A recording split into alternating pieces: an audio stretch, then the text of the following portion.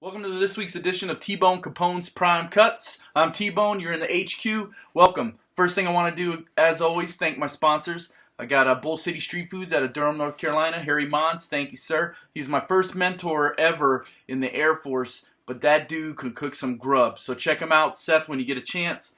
Hit him up, man, because his food is really, really good. Also, Showman Art at showmanart.com, as you can see by the pictures that should be scrolling down. Excellent art, man.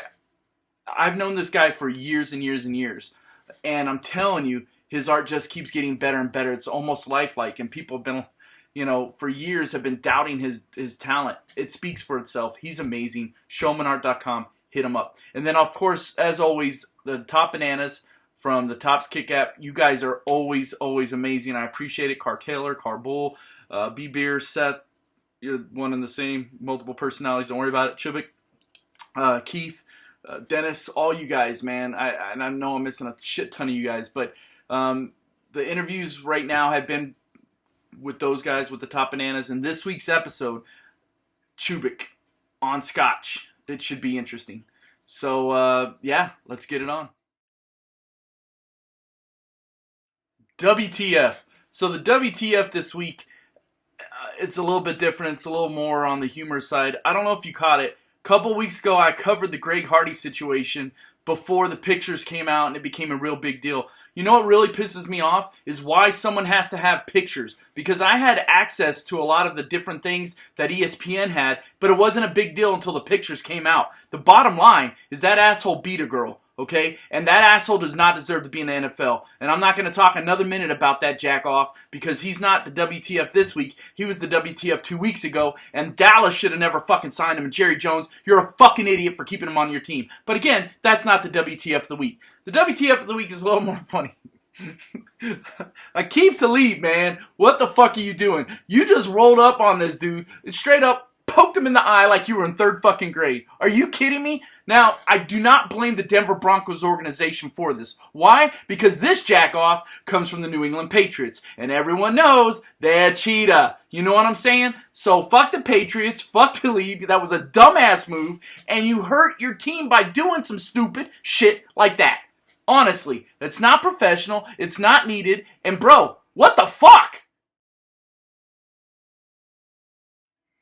Swing and miss. So my swing and miss this week was so fucking easy to pick out. I asked you and told you to start Hillman, running back for the Denver Broncos, and that dude bent you over. It was a terrible pick. It was a highly educated pick. I want you to know I take these very seriously. I want to give you a personal apology. I apologize for giving you that pick because I probably fucked you this weekend on fantasy football, and it was awful. Awful, awful, awful. And it wasn't like C.J. Anderson came in and took all these carries. They each had like 7 carries each. 1 yard. I don't know what to do with that. The Broncos still won. If you would have told me the rushing stats prior to that game ever starting and said, hey, this is what the rushing stats would be, I would have told you the Broncos would have got their asses handed to them. It wasn't the case. But the bottom line is, I've got to get better. I will get better. My swing and miss this week, my call out to myself is telling you to start that jackass, and hopefully that kind of shit won't happen again. I gave you 0 points in fantasy, and I never want to do that. I hate to see it, and I apologize to each and every one of you subscribers. So again, that's my swing and miss, and it figures it's a fucking donkey. So let's talk some sports picks. Okay, last week I didn't do great. I went 4-4-1, and my overall record is 45-27-8, which is decent. Still a very good record to be proud of. But I failed you a little bit last week. Now keep in mind, I can give you picks. I can give you picks to where my overall record would be like 60-5 because I'm picking cupcakes. I don't give you cupcakes. I give you tough games. So that being said, let's go right into the NFL. I'm telling you to take the Seahawks over the Cardinals, and it's tough. The Seahawks, it's going to be in Seattle, but they fail me each and every week that I pick them. Carson Palmer's having a great year. The Cardinals are a legitimate playoff team. However, if the Seahawks are going to make any kind of move, it's going to be in this game, and I feel like that they're going to beat the Cardinals, so take Seahawks over the Cardinals. I'm going to give you an upset special. My upset special this week is the Titans over the Panthers. I know, a rookie fucking quarterback. You know I like Mariota. I love the Oregon Ducks. This is why I'm telling you to take that game, okay? First of all, it's in Nashville. Second of all, you've got what's called a letdown game, okay? Panthers had to get up last week. They don't have to get up this week. Maybe they don't. So if they're going to lose, this is the type of game that they will lose. And actually, for you Panthers fans, and I know I've got one there, Jonathan, the best thing about them losing a game like this is that it gives them a chance to recover. It gives them a wake-up call. Sometimes you peak too early, and you don't want that. This is the game right there. So upset special, Titans over Panthers, and my lock it up pick of the week, my lock it up pick, the Broncos over the Chiefs. Those damn donkeys. All right, NCAA picks. I'm telling you, take Stanford over Oregon, and that's tough because you know I like Oregon, but it's at Stanford. I'm telling you, take Houston over Memphis, and my lock it up is Baylor versus Oklahoma. Now, soccer's on an international break, so I'm not going to give you the BPL, Bundesliga, MLS is in playoffs and all that. What I am going to give you is a lock-it-up pick. And my lock-it-up pick is Ireland, the Republic of Ireland, over Bosnia-Herzegovina. Go ahead and make that bet. All right, fantasy. It's already week 10. Can you believe it? Craziness right now. Craziness. I screwed up last week big time. I should have flip-flopped my start and sit, and I would look like a damn genius right now. I screwed you over. So I did more research this week, and I hope I came up with something for you. Now, my new format is going to be like this, and I know I've been changing it throughout the year, but understand this. Next year, my end-of-season format this year will be the one I continue to go with next year. This is my first year doing this. I've taken all your advice, and I hope that the product is exactly what you would like. So what I'm doing now is I did a start and sit. I'm going to give you an additional sleeper. So that will be the standard format. All right, my start this week, Doug Martin, running back Tampa Bay. Start him. Sit Carson Palmer in Seattle against that secondary. The Legion of Boom, they haven't really been the Legion of Boom. Not since Joey Browner left, really. Maybe they show back up. That's what I'm hoping. So go ahead and sit Carson Palmer. My sleeper this week, being a Bengals fan, Marvin Jones. Go with Marvin Jones for the Bengals as your sleeper. If you have bye week issues and you can pick him up or you can make a trade for him, go for that and start him. He might put up some big numbers for you. Might, because he is a sleeper. All right, so those are this week's fantasy picks, and I hope they rock your world. All right, so I didn't go into the jersey I'm wearing, but it's the Kansas City Royals. Yeah, they won the World Series. This is a George Brett jersey, okay? A little bit older player. A lot of you young guys might not even know who George Brett is. Google Pine Tar incident. He's famous for that. But he's much, much bigger than that Pine Tar incident. This guy hit 390 one year, closest to 400 since Ted Williams. Just an amazing, one of my favorite players of all time. I'm not a Royals fan, but the reason I wore it is because of Chad Chubick, who is my interview with 5 questions with T-Bone. And that segment is next, so enjoy. All right, boys and girls, so my interview this week is Chad Chubick. He's from the Topps Kick app. That's where I met him. He finishes top 20 each and every week pretty much. It's sickening. So if I ever see him, I will throw his fucking phone in the lake. But anyway, he's been helping me out a lot with subscribers, just giving away Topps Kick cards, and it's been awesome. So I really wanted to interview him. Chad, how you doing today, man? I'm doing great, T-Bone. Enjoying Veterans Day, sitting here in my boots, enjoying that scotch, ready for some T-Bone's prime cuts. That's right, some prime cuts. All right, let's get right into the questions. First question with 5 questions from T-Bone is, how hard is it to compete for a top 20 spot week in and week out? Oh, man. See, there's 2 aspects to that. One is just the grind every weekend. And I'm chasing you got to realize, I'm chasing all the leagues. I got my eye on that overall leaderboard right now. Last year they did that 1-1, top 5 get to 1-1. I got my eye on that. I want my 1-1 Beasley. But the grind is the biggest thing. Just getting to it every week. Just in and out, just every weekend. The chasing part, I tell you what. The biggest part of chasing for me is I've got myself a great foundation. I've got a call of brothers. We're all watching games.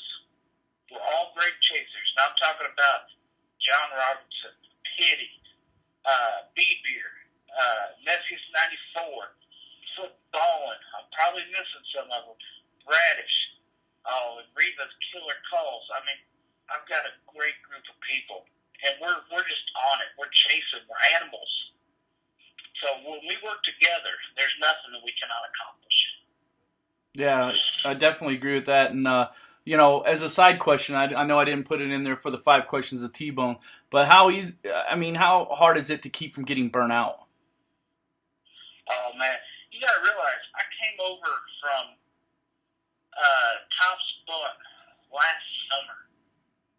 I went from Top Spot, and then I chased Huddle all winter, all fall, all winter. Came over to kick after the Super Bowl, and it's been nonstop then. I was planning on taking a break after this MLS season. However, till this leaderboard caught my eye. This leaderboard, the only thing that's kept me going into hibernation until MLS started, because MLS is my league. I love MLS. People put down MLS, but I love MLS. I know you do, and I guess that's another side question for you.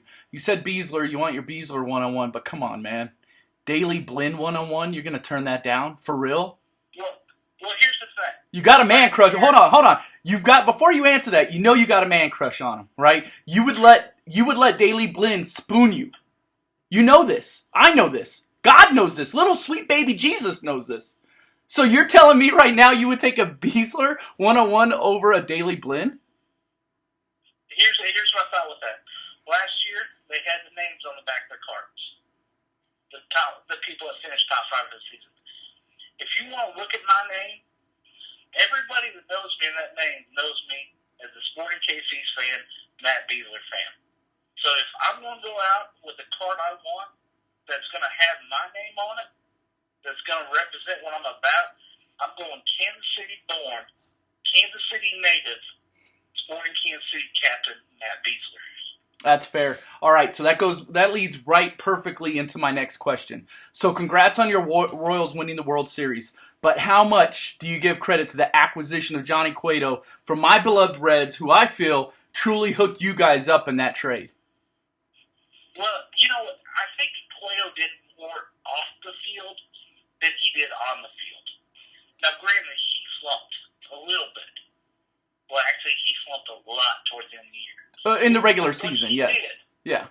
What he did, when the Royals went out and said, hey, we're getting a guy like Johnny Cueto, it told them players that we're going for this.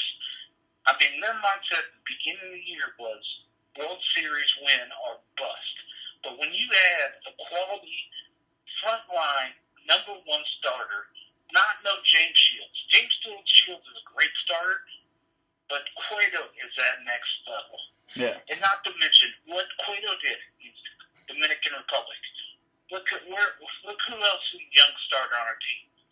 If you look at Donald Ventura's stats, from the time that Johnny Cueto was acquired, he went from doing complete shit to being golden. Cueto gave them the veteran leadership that they needed in that pitching staff. But I will say this. Our biggest accusation was not Cueto. It was Oberst. So would that be acquisition or acquisition? Because I know Kansas City has its own language. We are referring to an acquisition, right? You acquired him? Accusation, yes. Do we need to no. do we need redneck translator? No, I've got it. I translated for you, actually, and I didn't need the scotch to do it. All right, and that's fair. That was a good pickup. So, speaking of pickup, or pick, if you could pick another championship for Kansas City, which team would it be? Well, see, here's the thing. As I thought about this, you got to realize, I am not a Chiefs fan. You're not a Chiefs fan? The Chiefs. And this goes back to why I love the Royals. Every time the Royals had a bad season, everybody said, well, the Chiefs season just around the corner. We can root for them. I was so pissed off by that. I said, screw it. I'm not rooting for this team. But here's my wild card pick. Kansas City has been trying to get a hockey team for years. And I want a hockey team.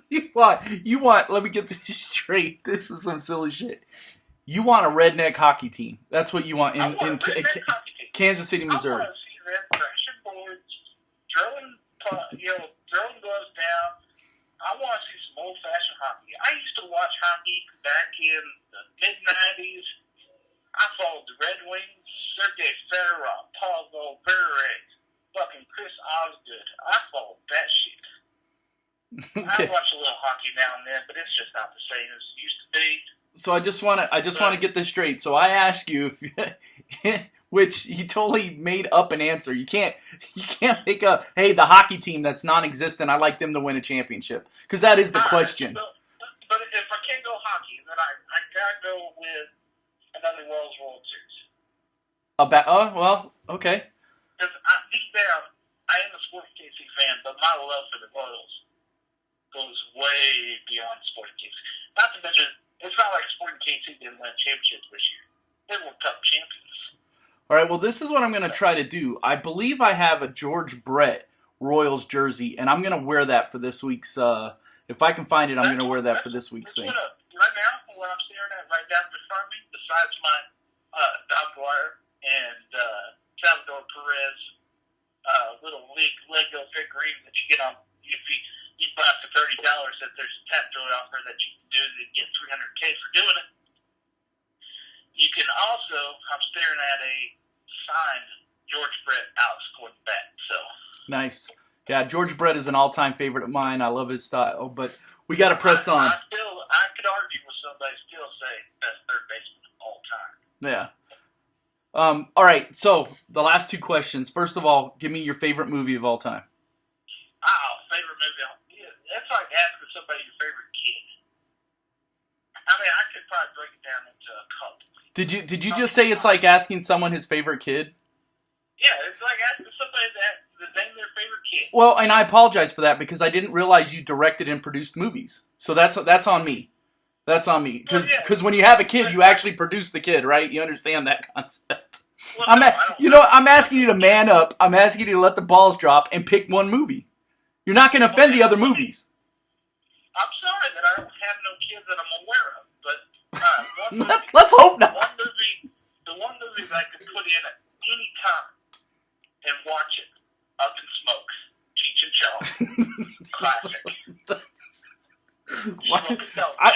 I should be surprised, but I'm not. All right, let's get to the last question because we're on a time crunch now. Are you a gamer besides Kick? And if so, is it Xbox One, PS4, and what's your favorite game there that you like to play? Or pick one or two so you don't offend the other games. I have an Xbox One. Okay. It's hooked up in living room.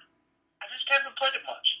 All right. I found that if I get into a game, it just overtakes my life, just like Top's Kick. But I tell you what, my favorite game of all time, my favorite game unit, Nintendo 64. Nothing touching that bitch. Game unit of all time. I hear you, man. I hear you. Look, we got to go. We way overran our interview time, but it's all good because it's Chad Chubick with Topps Kick App, man, and I appreciate you and all your support you've been doing, man. Thank you. Oh, yeah. No problem. The Chew Nation's going to follow this. They're going to listen. The Gotta Kick approves. The God of Kick. Here you go again. All right. Well, with Chad Chubick and myself, T-Bone, I'll leave it at that. T-Bone out. Thanks so much for being with me for another episode of TBone Capone's Prime Cuts. I'm going to continue to do these. There's no Geek Time this week, at least in this episode, because you saw a special edition of the Juggernaut opening. I'm going to be doing a lot more of those. I need subscribers. The reason I need subscribers is so I can do more openings and get more sponsors and stuff like that. I am working very hard to put out a great product, and I hope you guys enjoy it. I enjoy it immensely, and I thank you for all your feedback and positive comments. Please like and subscribe and all that good shit. Hey, until next time, T-Bone out.